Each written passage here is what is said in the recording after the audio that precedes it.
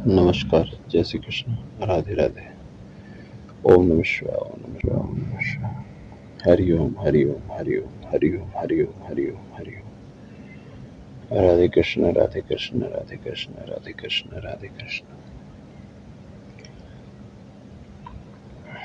आज के सत्संग में आज हम ये बारे में चर्चा करेंगे कि कोई भी व्यक्ति जब ध्यान, मंत्र जाप या साधना करता है तो साधना करने के दौरान उसको अलग अलग तरीके के अनुभव होते हैं। कोई मंत्र जाप और साधना करता है तो कुछ के अनुभव होते हैं कि दोनों आंखों के बीच में उसे खिंचाव सा महसूस होता है। दोनों आंखों के बीच में उसे खिंचाव सा महसूस होता है। कुछ साधक हैं जिन्हें हमारा जो माथे का भाग होता है, सर का भाग होता है, वो भाग में बाईं तरफ उसे कान के पीछे कुछ दबाव या हलचल सा महसूस होता है। कान के पीछे कुछ साधक लोग हैं, उन्हें बाईं तरफ आंख के ऊपर यहाँ पे आंख बंद करके कुछ उनको महसूस होता है। उधर उनको कुछ हलचल और दबाव महसूस होगा। कुछ साधक लोग हैं, उनको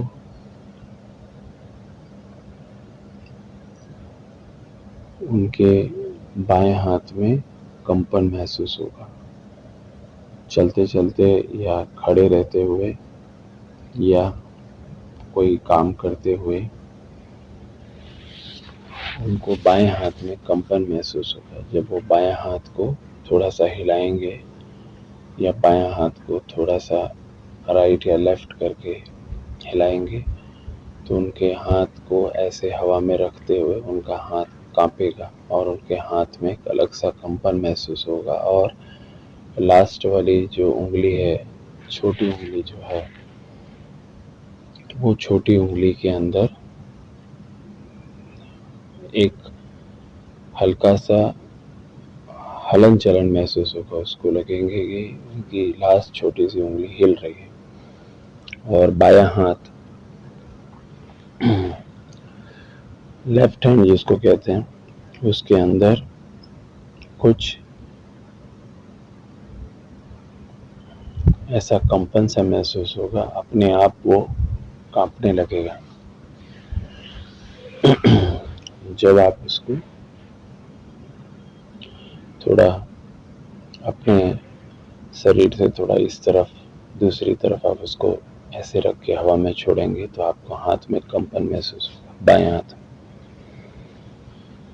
आपके कान के पीछे के भाग में, जहाँ पे लोग चश्मा पहनते हैं, उधर भी उसको, उससे और गर्दन के बीच में कुछ खिंचाव और कुछ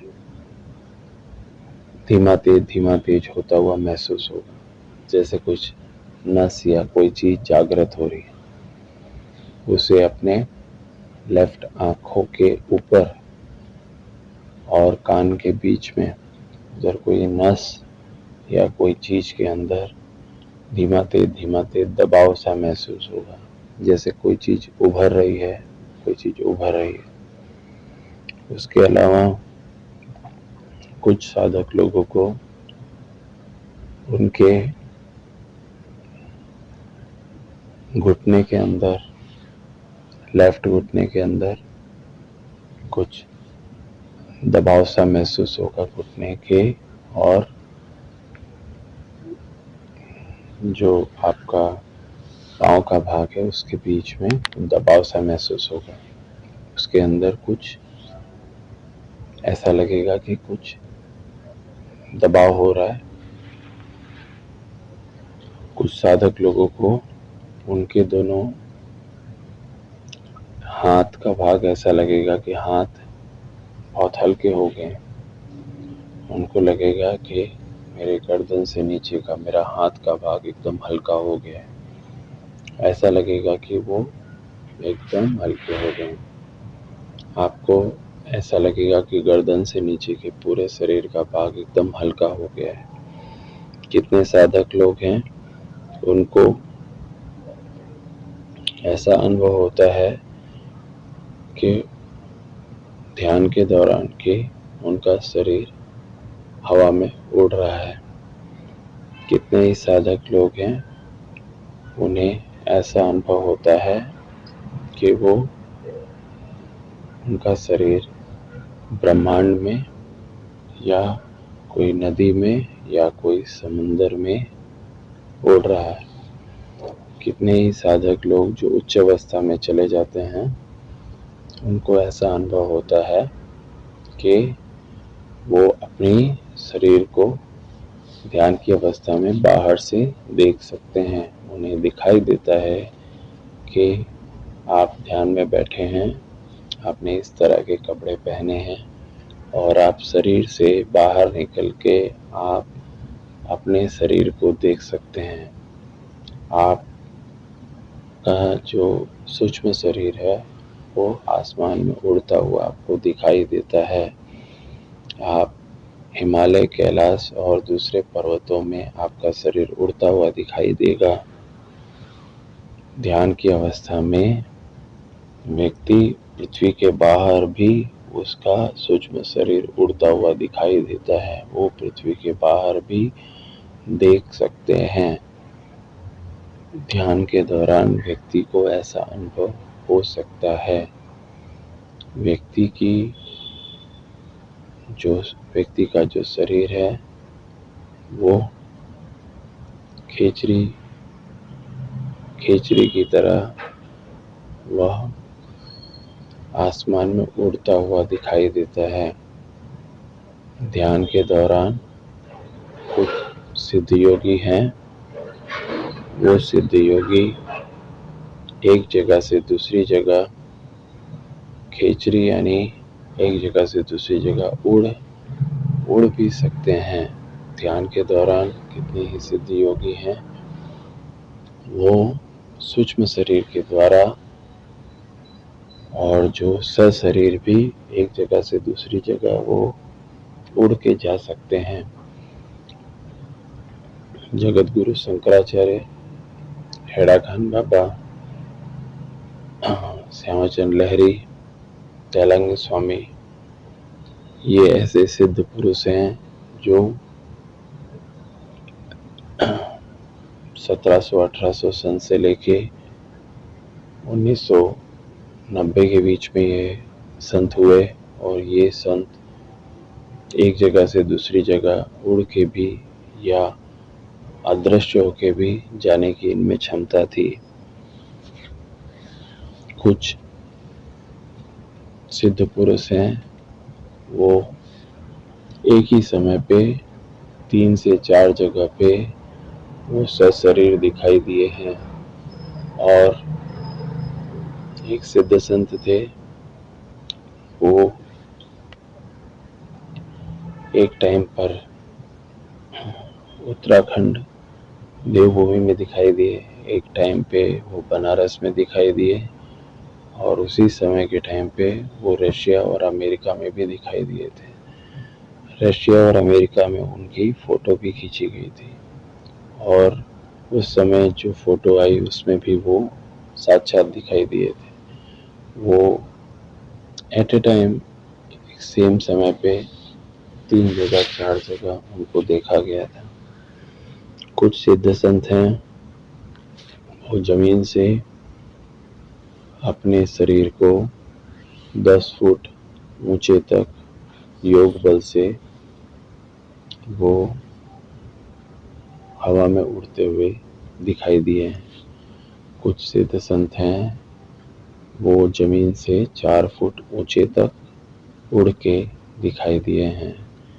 कुछ सिद्ध संत हैं वो एक समय से दूसरे समय में जाने की उनमें क्षमता होती थी। ये सिद्ध संत 1920 से लेकर 1940 के दौरान भारतवर्ष में थे। और वो सिद्ध संत हवा के अंदर ऐसा एक घेराव बन जाता था जिसके अंदर वो प्रवेश करके वो घेराव दूसरी ही जगह पे वो उपस्थित हो जाते थे और मालूम ही नहीं होता था कि वो सिद्ध संत कहाँ चले गए। तैलंग स्वामी जी एक संत थे जो बनारस में, उनको एक बार जेल में किसी मजिस्ट्रेट ने कैद कर लिया और सुबह जब देखा तो वो नदी में तैरते हुए दिखाई दिए। और जब उन्होंने वापस जाके बनारस की जेल में देखा, उस समय अंग्रेजों का शासन था, तो वापस उनको जेल में भी वो दिखाई दिए और गंगा नदी में तैरते हुए भी दिखाई दिए।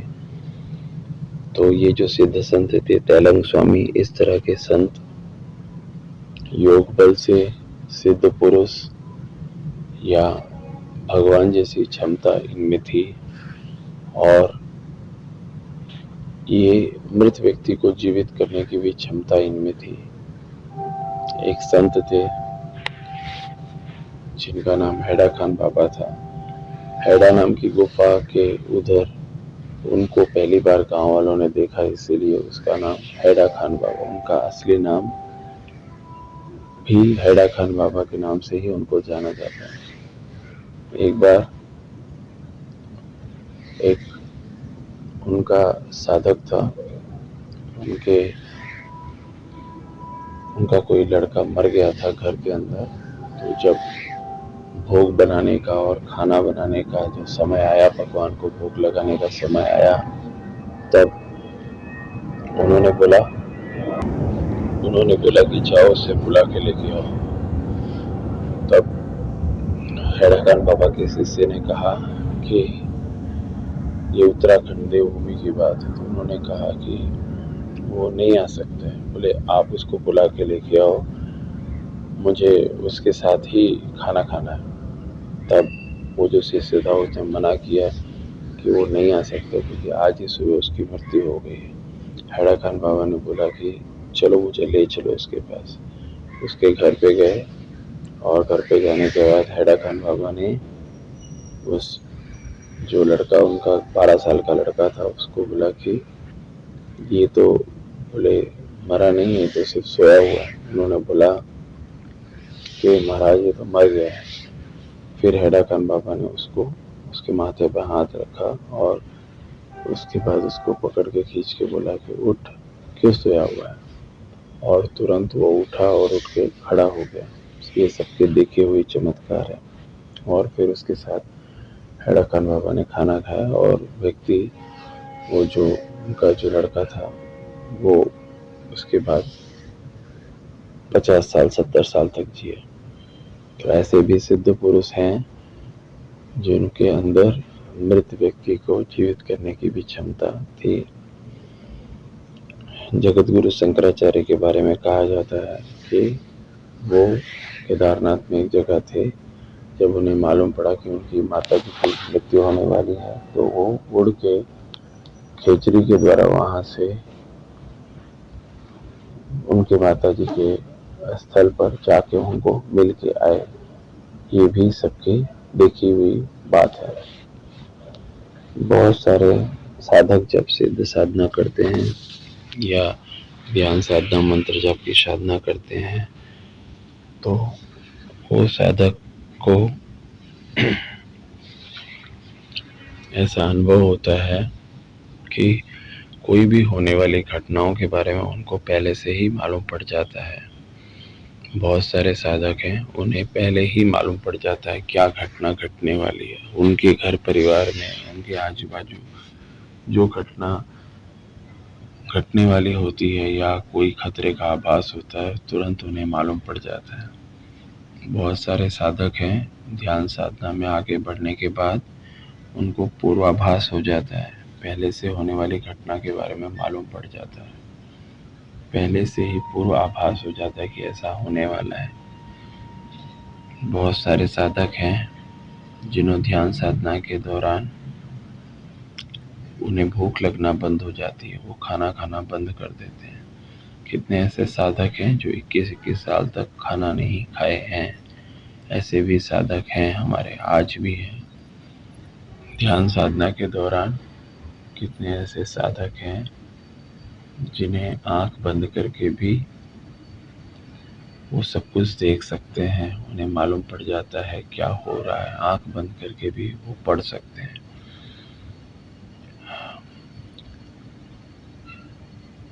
हरियाणा में या देहरादून में एक जगह पे एक कन्या गुरुकुल है। वो गुरुकुल के अंदर जो पढ़ाई कराई जाती है वो प्राचीन वेद के आधार पे पढ़ाई कराई जाती है। वो स्कूल के अंदर बच्चों को आंख बंद करके पढ़ने का अभ्यास कराया जाता है। वैज्ञानिक लोगों ने भी वो चीज़ के ऊपर रिसर्च की है।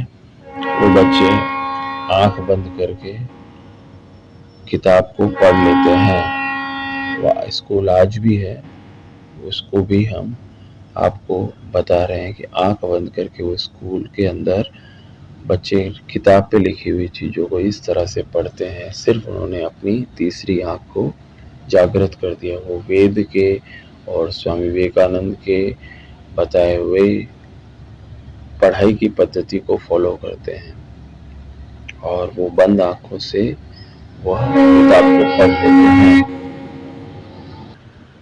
कितने ही साधक हैं, उनकी ध्यान साधना के दौरान बोली हुई बातें सच हो जाती हैं। वो जो बोलते हैं उनकी बातें सच हो जाती है। इसलिए कितने ही साधक ऐसे हैं जो केदारनाथ, बद्रीनाथ, हरिद्वार या मथुरा, वृंदावन या कोई घर में रहने वाले भी साधक हैं जो जो बोलते हैं वो सच हो जाता है। तो इस तरह से भी साधक लोगों के अनुभव हुए हैं। कितने ही साधक हैं वो ध्यान मंत्र जाप के दौरान जब वह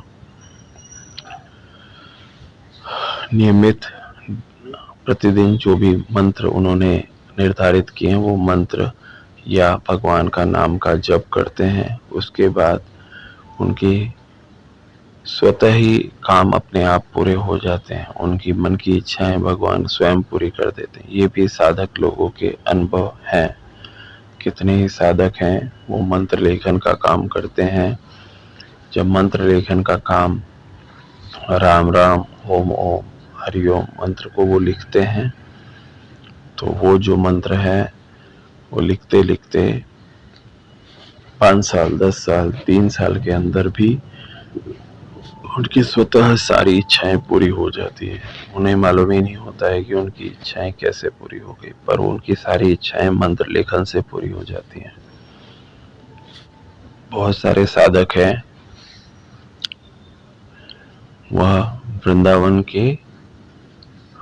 की परिक्रमा करते हैं। वृंदावन की परिक्रमा रात को 2 बजे से काफी साधक करना चालू कर देते हैं। वृंदावन की परिक्रमा में कितने ही साधक हैं वो पैदल चलते चलते, जिनकी उम्र 80 साल है, 75 साल है, वो वृंदावन में चलते चलते उसकी परिक्रमा कर लेते हैं।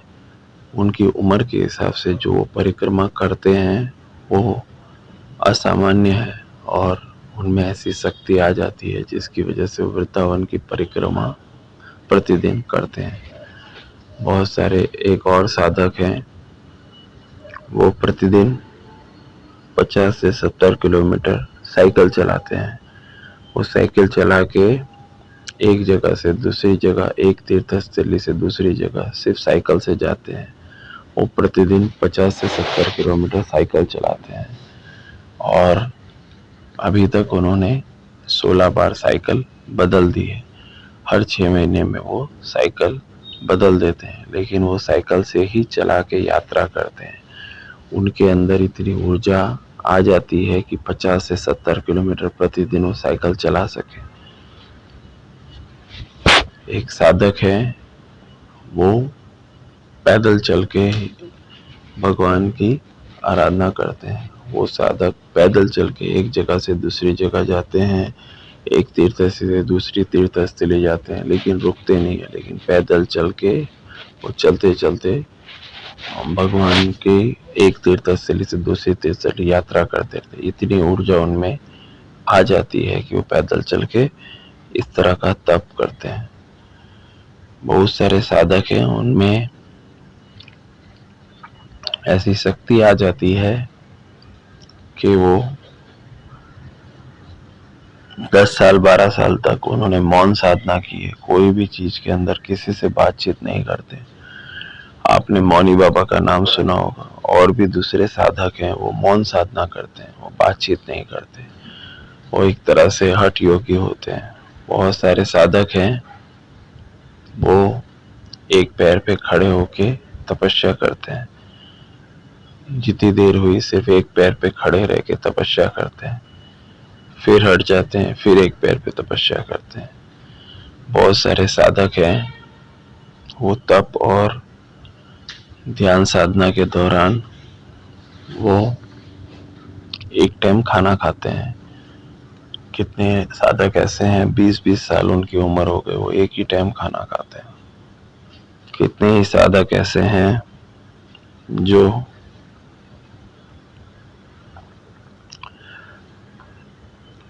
सिर्फ जमीन पे शयन करते हैं, वो जमीन के ऊपर ही शयन करते हैं, वो न पलंग गद्दा किसी चीज के ऊपर नहीं, जमीन पे ही सोते हैं और जमीन पे ही सो के या जमीन पे ही बैठते हैं और जमीन पे ही बैठ के वो साधना करते हैं। वो 15 साल 20 साल 25 साल से कभी पलंग गद्दा ये सब पे बैठे ही नहीं, जमीन पे एक चटाई बिछा के या जमीन पे एक चादर बिछा के वो जमीन पे ही सो जाते हैं। और वो एक तरह से हठ साधना होती है जिसके अंदर वो सिर्फ भूमि पे ही बैठते हैं। बहुत सारे साधक हैं, वो मंत्र जाप साधना के दौरान सिर्फ स्वयं के हाथ का बना हुआ ही खाना खाते हैं, स्वयं ही पकाते हैं, स्वयं ही खाते हैं। वो किसी और के हाथ का बना हुआ खाना नहीं खाते, किसी और के हाथ की बनी हुई चाय नहीं पीते, किसी और के दिया हुआ कुछ भी चीज वो खुद ही बनाएंगे, खुद ही खाएंगे। अगर किसी से कहीं सीधा वगैरह मिल गया तो उससे खुद ही बनाएंगे, पर वो खुद ही बना के खुद ही खाते हैं, स्वयं के हाथ का बना हुआ खाना खाते हैं। ये भी एक साधना है। बहुत सारे साधक हैं, वो एक तरह का ही कपड़ा पहनते हैं। वो पीले वस्त्र पहनेंगे तो पीले वस्त्र ही पहनेंगे, सफेद वस्त्र पहनेंगे सफेद वस्त्र ही पहने, वो किसी और तरह का कपड़ा वो कभी नहीं पहनते। उनको कोई और तरह का कपड़ा वो कभी नहीं पहनते, सिर्फ एक ही तरह का वस्त्र वो पहनते हैं। और जब भी जितने भी टाइम वो साधना करते हैं या घर परिवार में भी होते हैं या साधु सेवा में भी है, आश्रम में भी है, तो एक ही तरह के कपड़े पहनते हैं। ये भी एक तरह की साधना है। बहुत सारे साधक हैं, वो सिर्फ गौ सेवा करते हैं, गौ सेवा करते हैं, वो गायों का ध्यान रखते हैं, गायों को खाना खिलाते हैं, गायों की ही सेवा करते हैं। वृंदावन में एक संत है जिनके पास पहले 300 गायें थी, अभी 6000 गायें हैं। और वो जो संत हैं, वो जो गाय छूट जाती है वो सब गायों को अपने उधर रखते हैं, उनका ध्यान रखते हैं, उसका दूध निकालते हैं। और वो उनकी सिर्फ सेवा में ही उन्होंने अपना जीवन निकाल दिया। आगे भी उन्होंने बोला कि हम आगे भी एक गाय की सेवा करने में ही अपना जीवन निकाल देंगे। तो ऐसे भी संत हैं जो गौ सेवा के अंदर ही अपना जीवन बिता देते हैं। बहुत सारे संत लोग हैं, साधक लोग हैं, वो साधक जल सेवा करते हैं। कोई भी रास्ते में जा रहा है उसको पानी पीने की व्यवस्था करके उसको पानी की सेवा प्रदान करते हैं, जिससे उसकी प्यास मिटे। और वो जिंदगी भर सिर्फ जल सेवा ही करते हैं कि जिसकी वजह से कोई भी जा रहा है तो उसको पानी पीने की व्यवस्था मिल जाए। बहुत सारे साधक लोग हैं जो साधना के दौरान अन्न सेवा करते हैं। अन्न सेवा के दौरान वो कोई भी व्यक्ति है निःशुल्क या कम वेतन में, कम पैसे में उसको खाना खिलाने की सेवा प्रदान करते हैं, जिसकी वजह से उसके पेट में कम मूल्य में आहार जाए या उसके पेट में निःशुल्क उसको खाना प्रदान करते हैं। आपने देखा होगा वृंदावन में 10 रुपए में खाना मिलता है, कोई जगह पे आपको निःशुल्क खाना मिलेगा। बनारस में भी काफी जगह है जहाँ पे निःशुल्क आपको मंदिर के पास खाना मिलता है। कुछ जगह पे वैष्णो देवी में निःशुल्क खाना मिलता है। तो ये जो व्यवस्था है ये अन्न सेवा की साधना है। कुछ साधक लोग हैं ध्यान साधना के दौरान पक्षियों को पानी पिलाने की साधना करते हैं। पक्षी को आप दाना डालते हुए आप साधक लोगों को देखेंगे या कहीं छत के ऊपर वो पानी की व्यवस्था कर देते हैं, वो पक्षियों का ध्यान रखते हैं। तो वो भी उनके पूर्वजन्म के संस्कार हैं, वो भी एक तरह की उनकी साधना है। अलग अलग लोगों की अलग अलग साधना करने की वृत्ति है। कुछ लोग भक्ति मार्ग से, कुछ लोग ध्यान मार्ग से, कुछ लोग योग मार्ग से अपने आप को भगवान की भक्ति में लगाते हैं। कितने ही साधक लोग हैं वो भगवान का कीर्तन करके साधना करते हैं, वो दिन रात भगवान का कीर्तन करते हैं, भजन करते हैं। नरसिंह मेहता, मीरा भाई, वो ऐसे ही संत हैं जो भगवान का कीर्तन कर रहा हो। भगवान ने उन्हें सशरीर, भगवान ने उनको सूक्ष्म रूप से दोनों तरीके से उनको दर्शन भी दिए और उनका जो मन है वो सिर्फ भगवान के कीर्तन में ही वो लगाते, वो भक्ति और कीर्तन करके वो भगवान की भक्ति करते हैं। आप भी किसी भी तरह भगवान की भक्ति कर सकते हैं, भगवान का ध्यान कर सकते हैं। तंत्र साधना, मंत्र की साधना भी है, योग भी साधना भी है, सेवा की साधना, किसी भी तरह से आप भगवान की भक्ति कर सकते हैं। कोई भी भक्ति करने के अंदर व्यक्ति का मन साफ होना चाहिए। व्यक्ति का मन साफ है तो उसको जो भी उसके परिणाम मिलते हैं बहुत अच्छे मिलते हैं। कोई भी साधना कर रहा है तो साधना के दौरान उसे कोशिश करना चाहिए कि वो अधिक से अधिक टाइम वो साधना करें। मंत्र जाप कर रहे हैं तो आपने प्रतिदिन 1 घंटा अगर मंत्र जाप कर रहे हैं तो मंत्र जाप 1 घंटा नियमित कीजिए।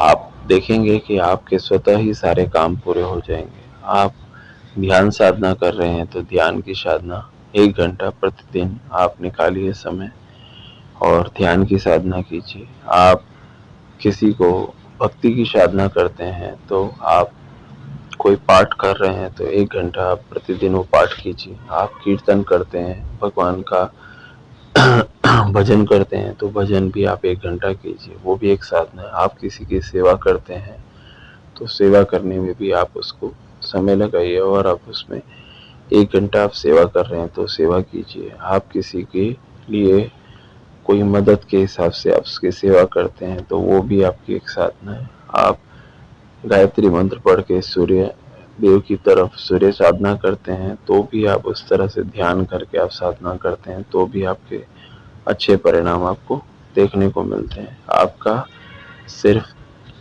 आपको भगवान के लिए अपना साफ दिल प्रदान करना है जिसकी वजह से आपको उसके परिणाम भगवान आपको दें। आपका दिल की गहराइयों में, आपके हृदय की गहराइयों में, आपके मन मंदिर में ये होना चाहिए कि आप भगवान की उपासना कर रहे हैं और उसके अंदर आपका हृदय जो है बिल्कुल साफ हो गया है। भगवान आपको जैसे ही आपको एक उपलब्धि होती है, धीरे धीरे आपको चमत्कार का अनुभव होने लगता है। आप कुछ भी चीज कीजिए, मंत्र लेखन कीजिए, भगवान का नाम लीजिए, किसी की सेवा कीजिए, कोई भी साधना करने में आपको उसका सारा का सारा फल आपको मिलने लग जाता है और आपके अंदर से आपको फील हो जाता है, आपको अनुभव हो जाता है कि यहाँ पे भगवान का आपको अनुभव हुआ। एक बार एक साधक थे, वो रास्ते में एक जगह जा रहे थे। रास्ते में जाते समय उन्हें मालूम पड़ा कि उनका पर्स कहीं गिर गया है। उसके बाद वो सोचने लगे कि अभी मैं कैसे यात्रा करूं और उन्होंने राम राम का जप किया, भगवान का नाम लिया, हनुमान जी का नाम लिया और भगवान से प्रार्थना की कि भगवान इस संकट से उसे निकालें। आप समझ देखिए कि भगवान ने कहीं उसको रास्ते में गिरा हुआ 100 रुपए की नोट उसको दिखाई दी। उसने वो नोट उठाई और उठाने के बाद उसने कोई भी जगह जो साधन जा रहे थे उससे उन्होंने साधन के ऊपर किराया दिया और साधन पे बैठ के अपने घर पहुंच गए। और तब उन्होंने भगवान को धन्यवाद किया कि वो गन से उन्होंने प्रार्थना की और भगवान ने उसे धन गिरा हुआ कहीं उसको मिल गया। और ये सच्ची बात है, आपका दिल जितना साफ है भगवान आपको प्रत्यक्ष मदद करते हैं। हरि ओम, जय श्री कृष्ण, राधे राधे, राधे राधे। ओम नमः शिवाय, ओम नमः शिवाय, ओम नमः शिवाय। ब्रह्मदेव ब्रह्मदेव ब्रह्मदेव, ब्रह्मा विष्णु महेश, ब्रह्मा विष्णु महेश, ब्रह्मा विष्णु महेश।